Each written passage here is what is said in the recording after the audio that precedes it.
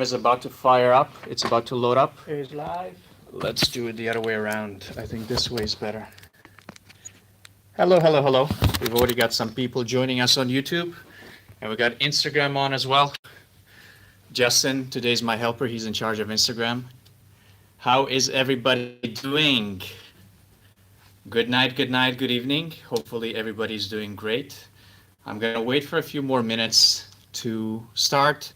Gonna wait for a few more people to join. If you guys saw what was happening before this, like I was literally like running out of air. So we had a computer that was on 8% battery, charger missing, so it was a complete disaster. So we got Facebook over here, hello Facebook. We got YouTube over here, and we got Instagram. So guys, I don't want to make this boring for me, because I've done these classes many times. I want to make it as fun as I can possibly make it for me, because if it's not fun for me, I don't want to do this. And I want to make it as entertaining as possible for you guys. Don't touch it. By the way, say hello to my co-host tonight, Justin. Justin is our video guy. Usually he's behind the camera, eating chips. So the reason why we're doing this, we decided to start a new year. We tend to get a lot of messages from Pakistan, from India, from Nepal, some from Italy, from Turkey, from Brazil, from Colombia. We tend to have a lot of people that can't attend our classes, or maybe they can't afford to attend classes, or maybe it doesn't match with the time difference. So we've decided to start having these every week, depending on how it goes. And if it goes well, and if the feedback is good, we're gonna do it regularly. If you guys hate me and it's boring and you don't like Justin, we're gonna stop it right away. I'm gonna wait for a few more people to join before we actually get going.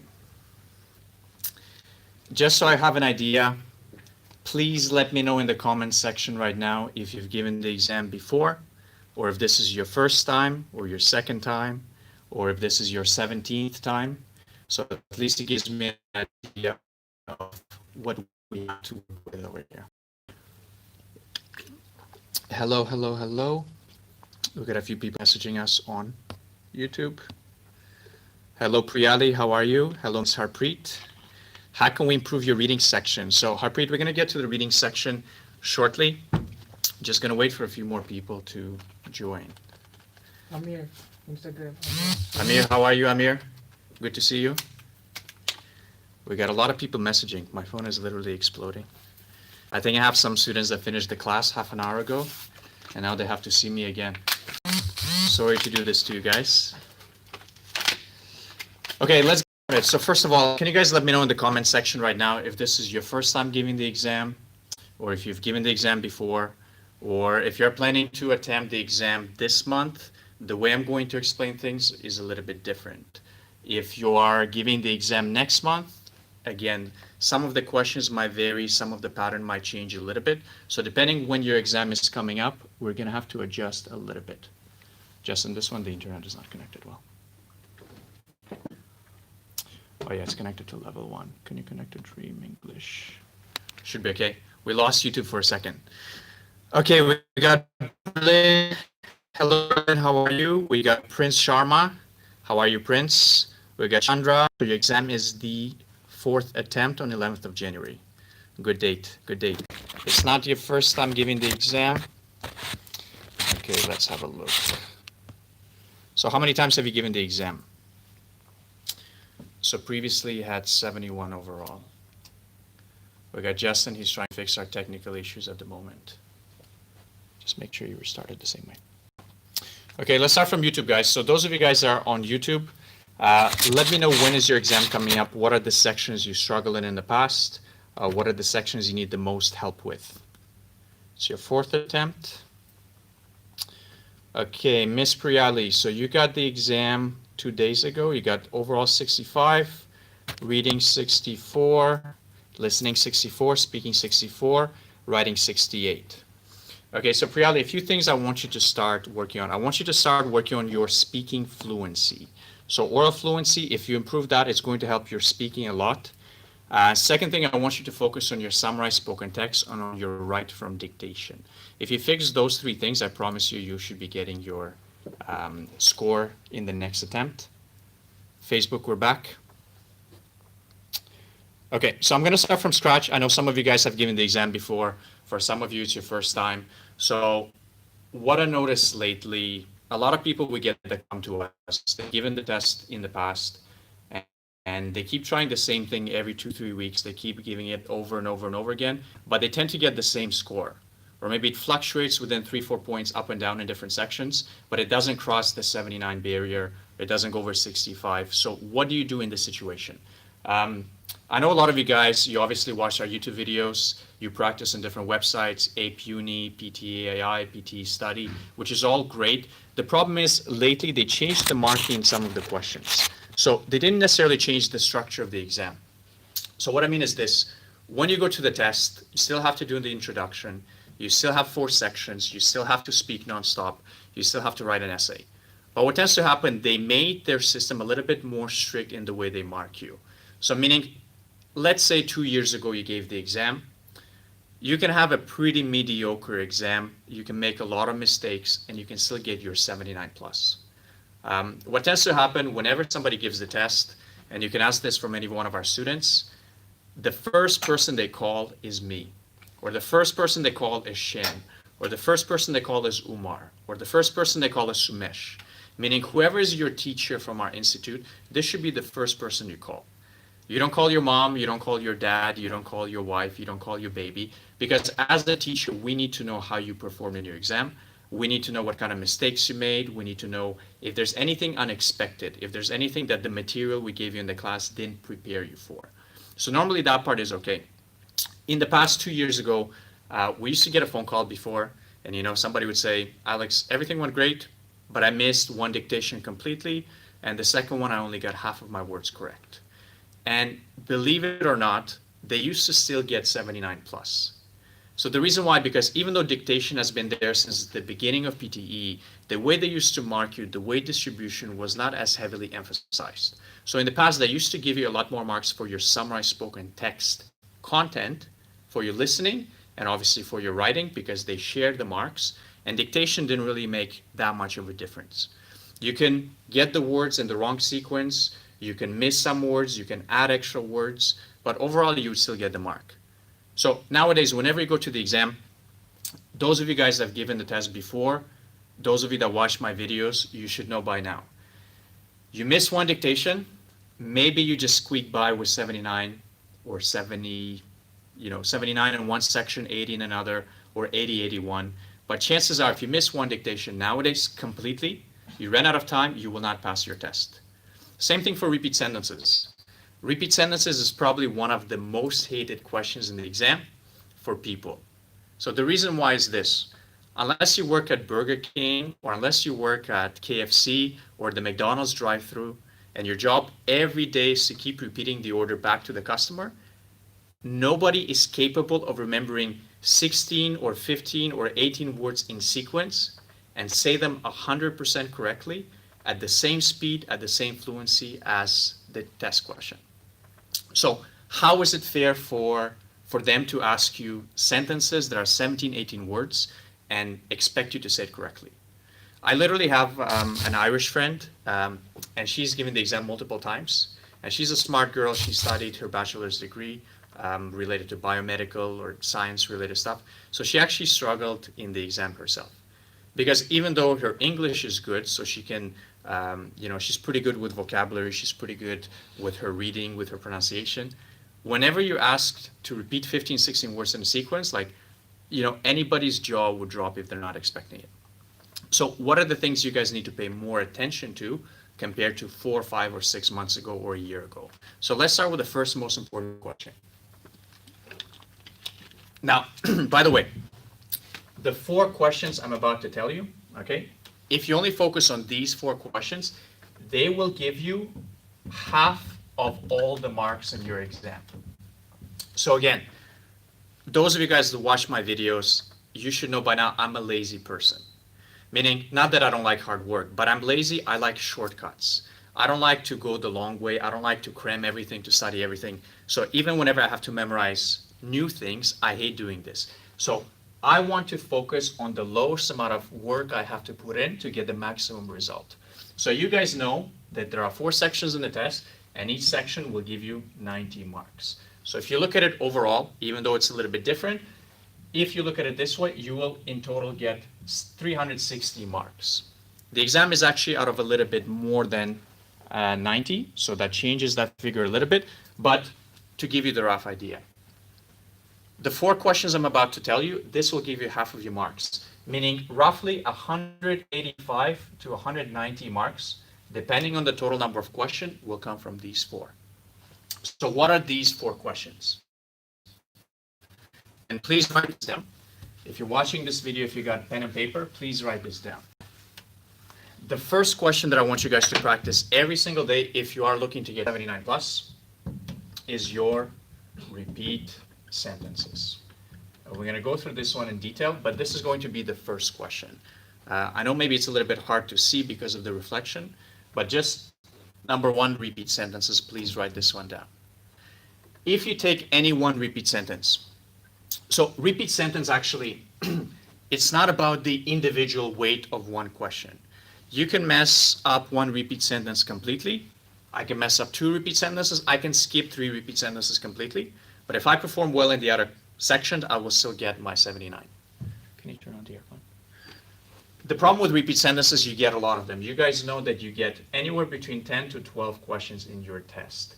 So meaning one question by itself will not give you that many marks, but if you add it up over the course of 10 to 12 questions, this one is the most heavily weighted question overall in BTE. So why is this question important? First of all, repeat sentences will give you marks in your speaking section. Repeat sentences will also give you marks in your listening section. Justin, light. It went off. You guys can laugh at Justin. He's having technical difficulties. So back to this. Repeat sentences give you marks in your speaking section. Repeat sentences also give you mark in your listening section. I can count off the top of my head, I can give you names of at least 10 to 15 students that I've had in the last 4 to 5 months that they used to get 90 in speaking all the time. They used to follow a format. They used to talk rubbish nonstop for 35 seconds. They used to get easily 90. And listening, maybe it was up and down. Nowadays, the same guys that used to get 90 in speaking, they're dropping to 70s or they're dropping to 60s in their speaking section. The formats they use are the same. The techniques they use in describe image are the same. The speed they use in the retail lecture and read aloud is the same. So what's the reason? Because they actually change a little bit the marking in repeat sentences. They're a little bit more strict. Question number 2 that you should focus on. This one everybody knows by now. I'm not going to keep it a secret, is your write from dictation. Now, even though in total, if you talk about total marks combined, and by the way, you know that write from dictation gives you marks in your writing section, it also gives you marks in your listening section. So if you take the overall marks, write from dictation gives you slightly less marks in your exam. But the problem is repeat sentence, you only get either 3 or 4 questions. And because they have so much weight, they have fewer questions, but the weight is more heavily distributed. You mess up 1, chances are you will not get 79. You mess up 2 dictations, maybe you get 65, maybe you just miss by a few marks, depending how well you did these. If you mess up 3 dictations, you definitely will not get 65, but you might get 50. Now, if you get 4 dictations and you call me after your test and you say that you miss all the dictations completely, I'm going to say, sorry dear, sorry friend, sorry student. Doesn't matter how smart you are, doesn't matter how good your English is. You miss 4 dictations, you will not even be able to get 50 in each section. So this is the unfortunate thing for you guys. Now, I know this is not fair. I know it's not a good thing. There's not much I can do. But the thing you can do, you can actually prepare for these questions. If you want to pass your listening section, you can make so many mistakes. But if you perform well in your repeat sentences and you perform in your dictations, I promise you your listening should be the easiest section to pass. And repeat sentences especially, this is something that's a little bit unfair. So again, this one gives you marks in your speaking and in your listening.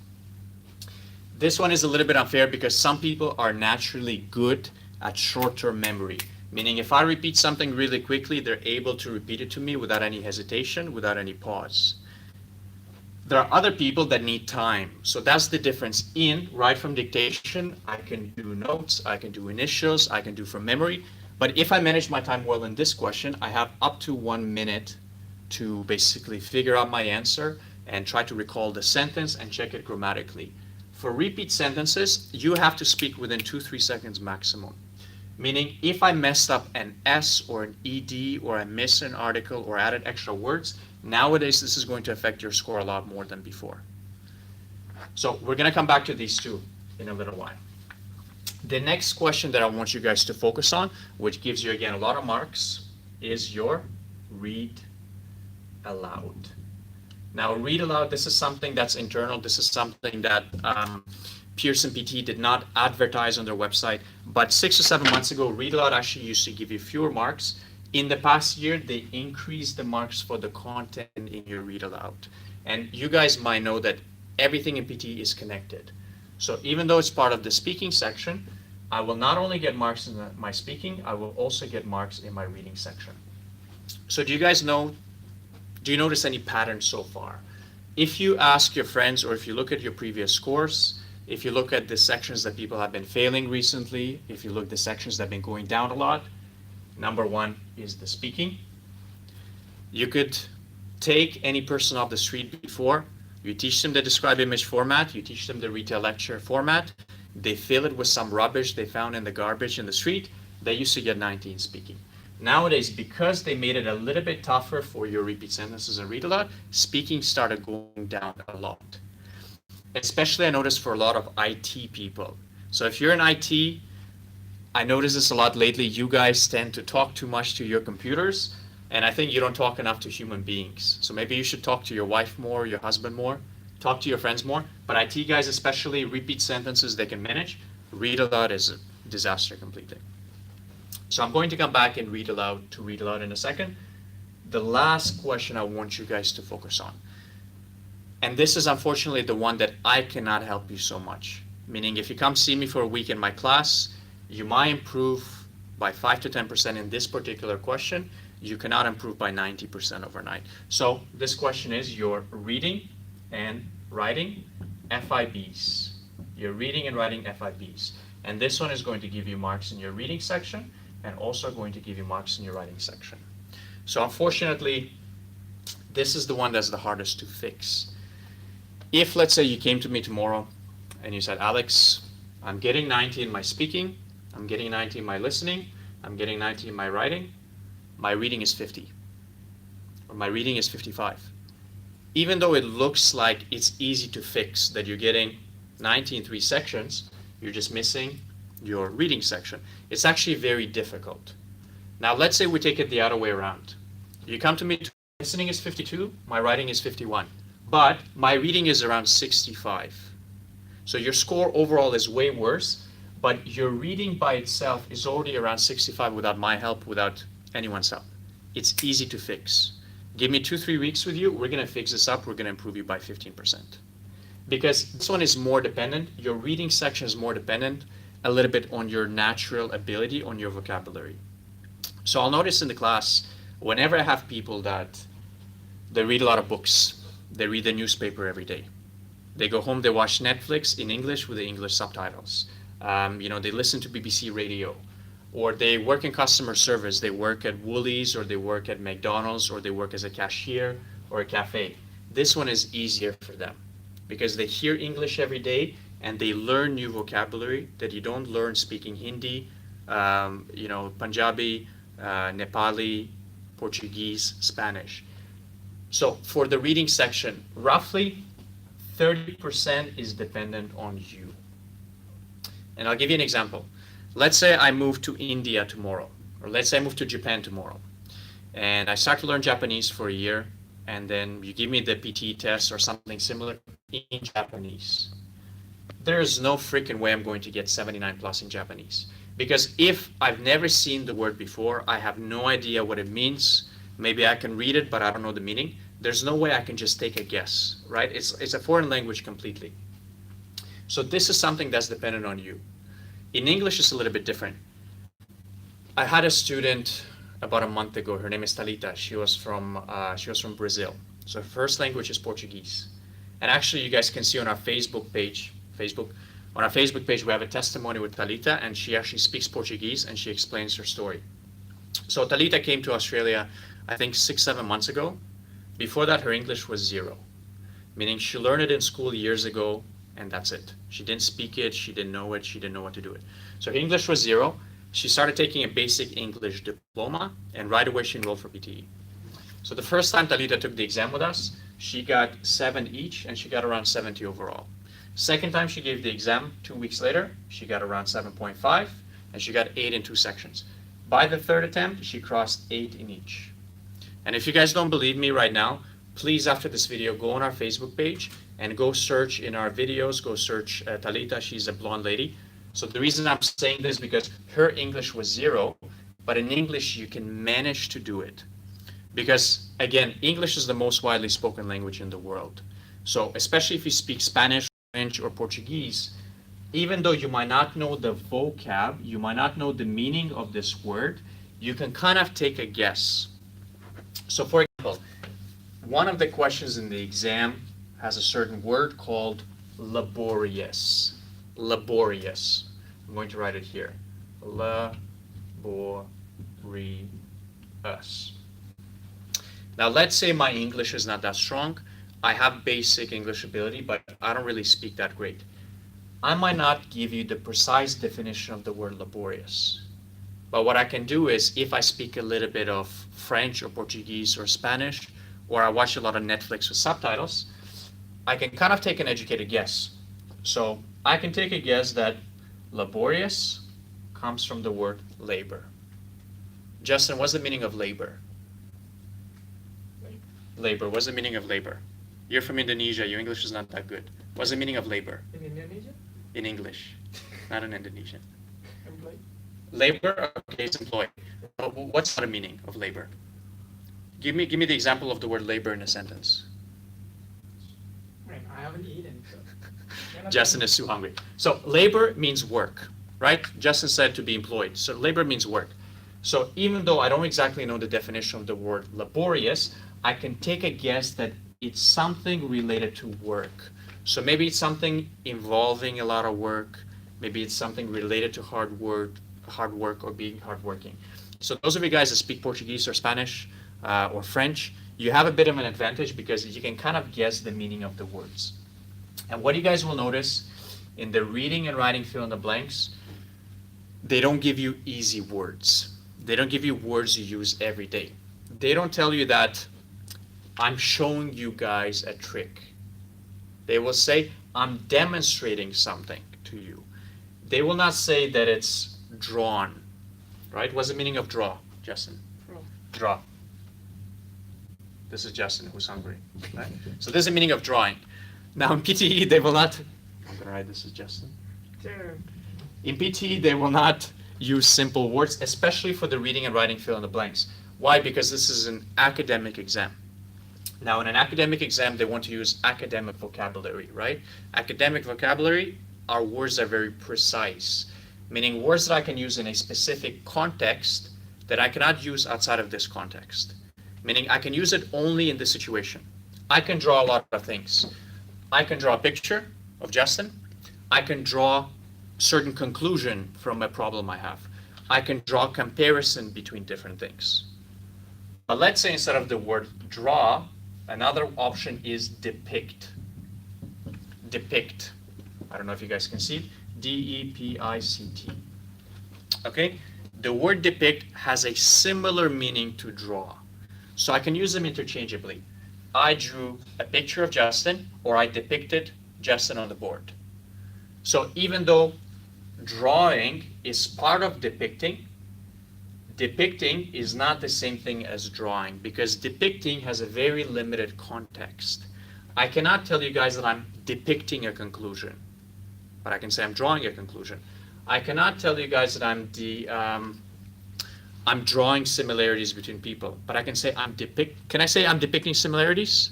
There's no way I can say that, right? But I can say I'm drawing similarities between two people, meaning this is an academic word. It's got very precise meaning. And this is what reading and writing fill in the blanks are about. So it's words that are more, let's say, difficult words that you cannot use on a day-to-day basis. So kind of like as a tip, if you got two words with similar meaning, and you know the meaning, one is draw, one is depict, pick the more academic one. Pick the word that you don't use on a day-to-day basis. Pick a word that you don't use in your daily conversation. So pick the word depict. Now let's go back to this from the beginning. So for reading and writing fill in the blanks, I told you guys already, 30% is going to come from your vocab. The remaining 40% is going to come from different tricks and tips and strategies.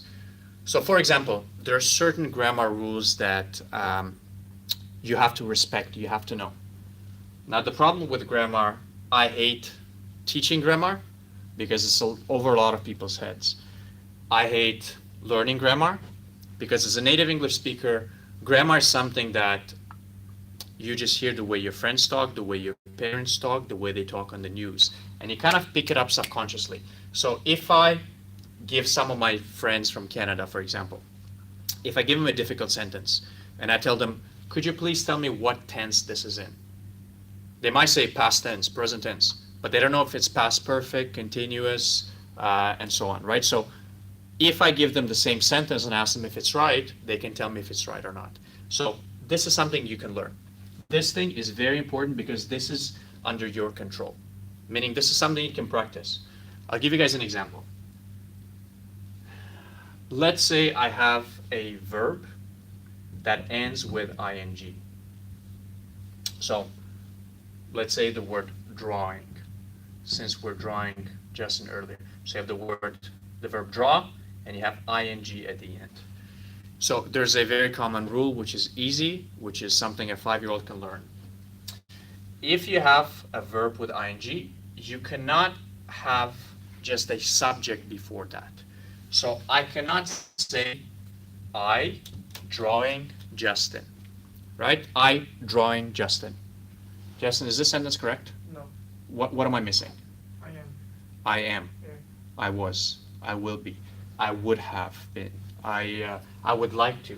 So, meaning, this is something that's common sense. Once you know this trick, you can check it all the time. So sometimes you will have 4 options or a few options that you're stuck between. And especially in the reading, writing, fill in the blanks, usually at least 1 or 2 options won't make any sense. So you'll be stuck between maybe 1 or 2 words. You can check really quickly if you have a verb with ing, does it have the verb to be in front? So am, was, were, and so on. So this is something that's really easy.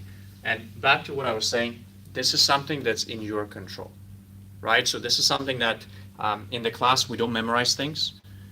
In the class we do go through a lot of practice questions. So in the class when we do the reading and writing fill in the blanks, we do nearly 100 questions together with the class.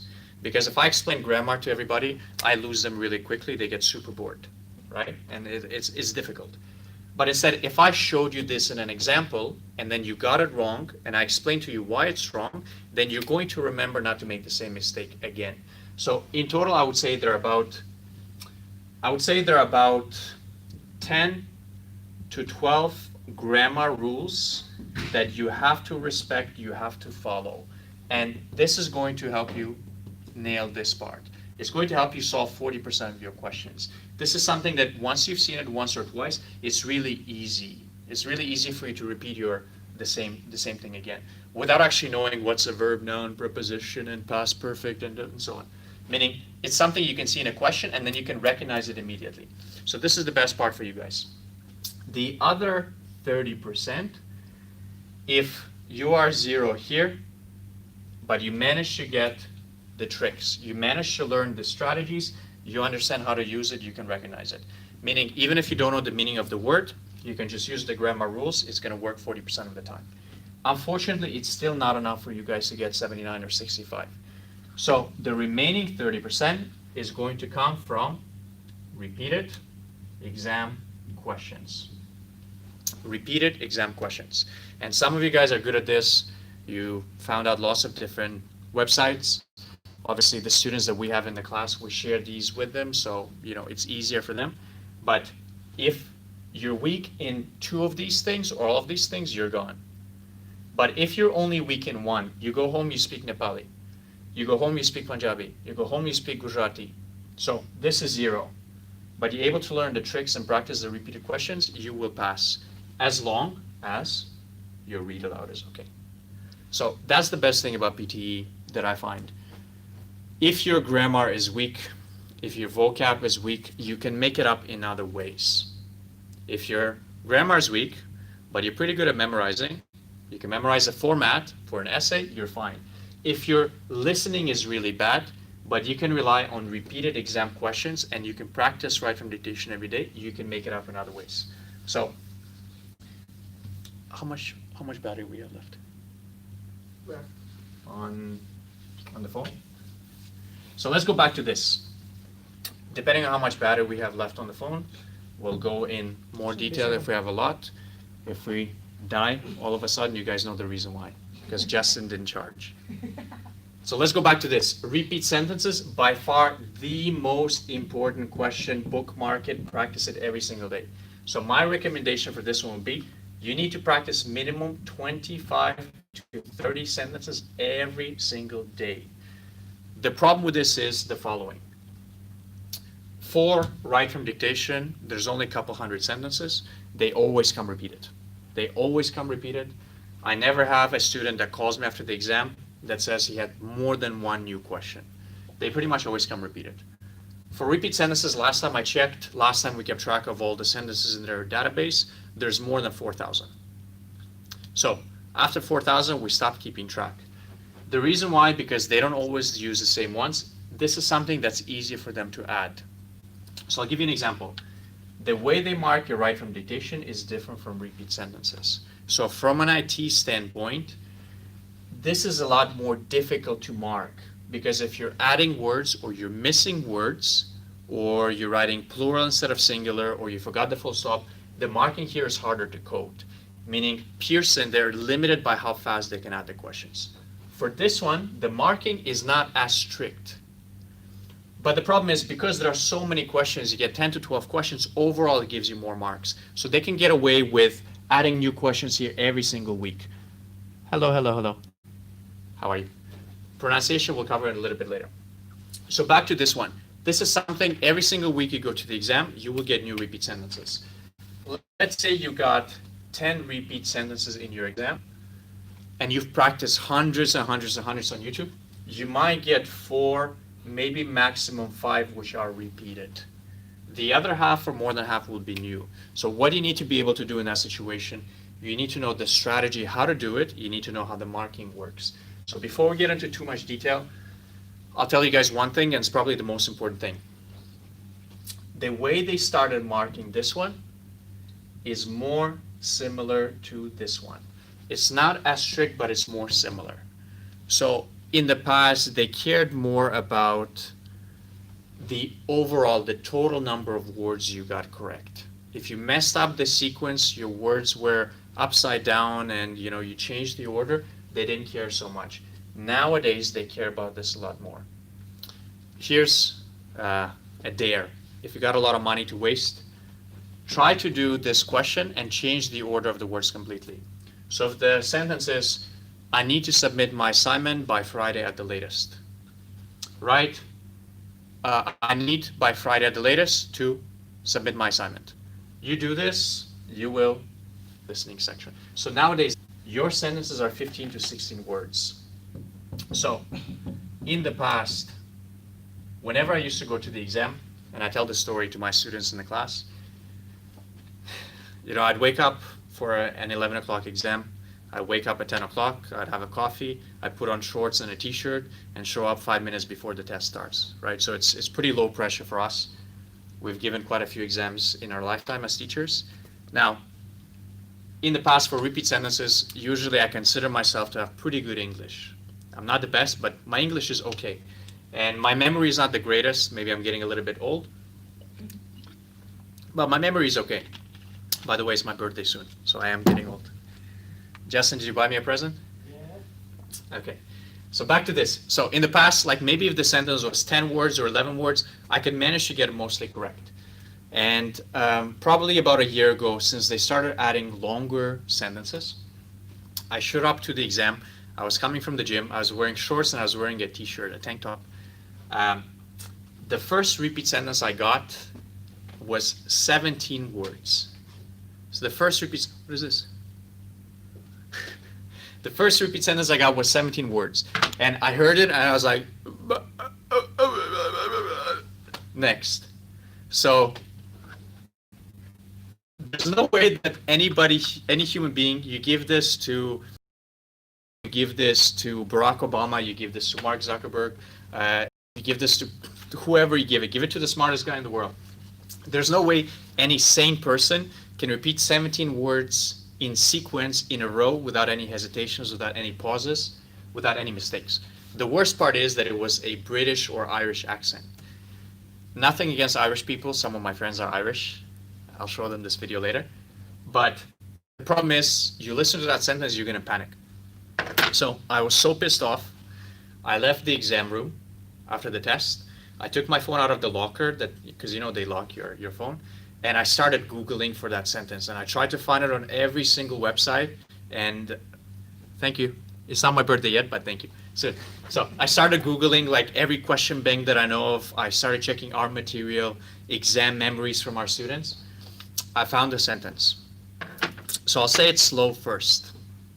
Red and Golden Delicious are two of the most commonly grown apple varieties in the world today. So 17 words. Justin, can you try to repeat it? Red and Golden Delicious are two of the most commonly grown apple varieties in the world today. Red. Gold. Justin just remembered the words red, gold, and apple. I think Justin likes apples. So again, red and golden delicious are two of the most commonly grown apple varieties in the world today. I dare you, doesn't matter how good your English is, I will make up a new 17-word sentence. There's no way you can get it 100% correct. So what can you do in this situation? Remember, the most important thing in your repeat sentences, actually most of your marks don't go to listening. A lot of your marks go to listening, but more marks go towards your speaking section. So where do you get marks in your speaking section from repeat sentences? The first one is your oral fluency. The second one is your pronunciation. Pronunciation. So these will actually give you more marks towards your speaking than the content will give you in listening. Both are important if you want to pass the test. Now, what is your oral fluency? It's you talking nonstop. So you cannot go red, apple, gold, nah. Because if you're doing this, the computer is expecting to hear an audio maybe that's 8 seconds long, but you said one word, pause, one word, and then you gave up. So this is not orally fluent. Somebody that's orally fluent is talking nonstop. So you guys see I'm really good at blabbling on and on and on and on and on without shutting up. This is fluent. So even though my content could be 0 and I will fail my listening, I will be getting 90 out of 90 in my speaking. The second thing is my pronunciation. So what is pronunciation? If the audio said the word apples, but I said the word apple, or if the audio said delicious, but I say delicious, right? Or something like this. This is something that's a little bit harder to fix depending on your first language, but it's fixable. So back to my point, how do you overcome this concern? You got a really long sentence, and I mentioned to you guys already, what they focus on is the sequence, just like in your dictations. It's not quite as strict yet, but sequence is way more important. And by the way, I got 8% left. Let's see.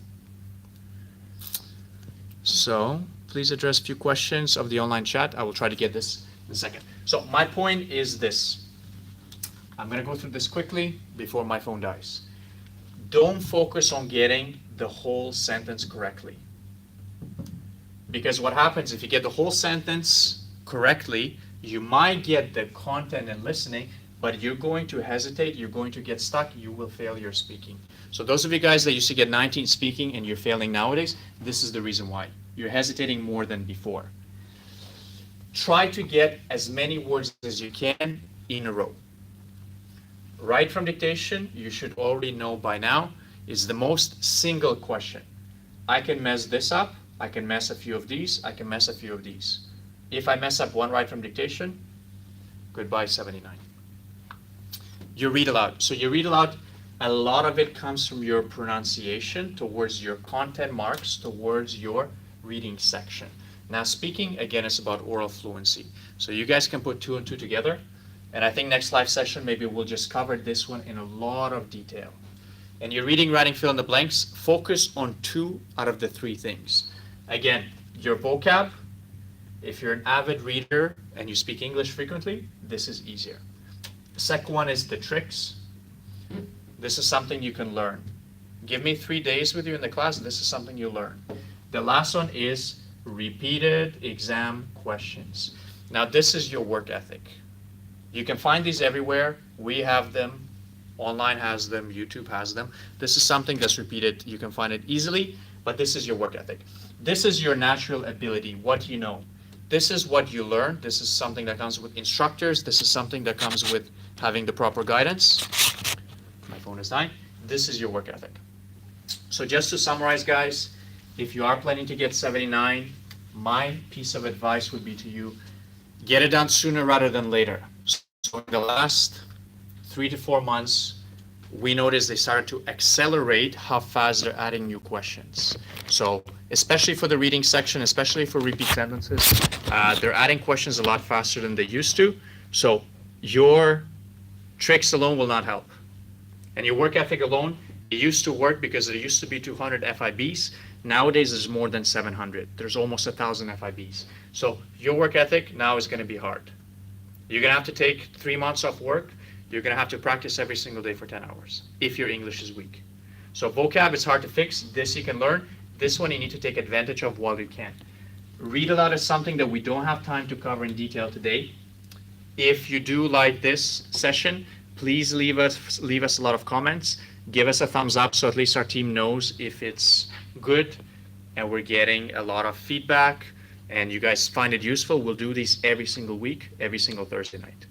And for summarized written text allocation, we're going to cover this later on, but my phone is at 5%. So again, repeat sentences, number 1, practice 25 to 30 per day. Don't memorize. You cannot memorize these. There's more than 4,000. Write from dictation, practice every day, 50. The good thing is these you can memorize. You might get one that's new, so you need to perform, you need some good luck, but these you can still memorize. There's only a couple hundred. Your read aloud, and this is my favorite, give me 1 hour with you, I can fix this. Even if you're getting 10 in pronunciation, which some of you guys are, this is something we can fix. Especially IT guys, this is easy, piece of cake. And it gives you a lot of marks. And reading and writing fill in the blanks, which I said already, partially is on your ability. The other part is how much we can teach you, how much you can learn from strategies, and the last part is your work ethic. So this is it for tonight. I'm going to answer a few questions. So we got somebody who got 4 dictations, 90% correct. Are you going to get marked 100% correct? So Pop, it depends on where you missed the words. If you miss words at the end, if you added extra words, or what kind of mistakes you made. Next question we've got about pronunciation and fluency. So Prince, pronunciation, fluency is something that you can control. Fluency is you talking nonstop. Pronunciation is something we can improve. So if you're getting more than 30 in pronunciation, you should be able to get 19 speaking. If you're getting 20, 17, 16, or 10, this is something I actually need to sit down. I need to hear you. There's a few techniques we can do, a few different hand positionings, deepening your voice, speaking in a different way. So there's a few things we can do to fix 10 pronunciation. So maybe we'll have a separate video for that another time. You're lacking in reading. So Mani, how you can improve your reading? First is your read aloud. Your last name is Singh, so you're probably from Punjab. Read aloud. You Punjabi guys and girls, you tend to eat the words. So eat the food, don't eat the words. Don't eat the S's, EDs, and so on. Second thing is, you Punjabi boys and girls, you're good at cramming. I know this, I've had lots of students. So the work ethic that I was mentioning earlier, practicing lots of questions, you can still do this. But obviously knowing the grammar tricks. And the last one is you need the right strategy for your summarized written text, because it also gives you marks in your reading. Next, for repeat sentences, others speak at the same time. It's hard to concentrate. So pre-Ali, you're probably too quiet. If you can hear other people, you're too quiet. Hello, hello, hello. So which medium to read aloud practice can be done? What do you mean by that? Does the pitch affect the marks for speaking? Yes, it does. But Gracie, I believe you're from the Philippines. I haven't had any Filipino girls fail speaking yet. So you're okay. 3% left, guys, 3% left. Reading and writing fill in the blanks is very tough, but 52 is easy to get. What is the best way to increase your vocabulary? Your vocabulary doesn't matter, but your speaking templates give you a lot of marks towards your vocabulary. So don't just say, I have a beautiful image, yellow color, blue color, my favorite color. Don't just say in retail lecture, he also said, he also said, he also said. You need to have a proper structure with academic words. Can we use a template and summarize spoken text? Yes, but a very short one. Focus more on content. What is the best way to increase vocabulary? I mentioned this already. Last 10 days, so just focus on the 4 things I told you already. Guys, leave us lots of comments so we know, so we have an idea what to talk about next week. Any other last questions? So we've been on for 46 minutes. It's Thursday night. Rearrange paragraphs. We have a really good video. Shani made a really good video on YouTube. It's 30 minutes long, explaining how to do it. It's very boring now, so I don't want to do this now with you guys, but she does a very good job explaining it in detail. You got 19 in spelling. Check my score online, Pop. I got 21 in spelling. I think 21 or 19. I still got 19 in writing, so it doesn't matter. How to get 79 in listening. Focus on repeat sentences and write from dictations. Video and pronunciation. Prince, email me or send us a message with your last couple scores. I'll have a look at your pronunciation. Speaking fast or slow? Fast for most questions. Medium fast in others. So guys, 1% left for our battery. Good night. See you next week. If you give us good feedback, if you give us lots of thumbs up, lots of comments, so we know what to prepare next week. Otherwise, I'm going to go out and party. Have a good night, guys. See you later. Leave us comments. Enjoy your Thursday night. Hopefully see you next week. Don't replicate the accent. To whoever asked this question, how do we turn this off? Yes.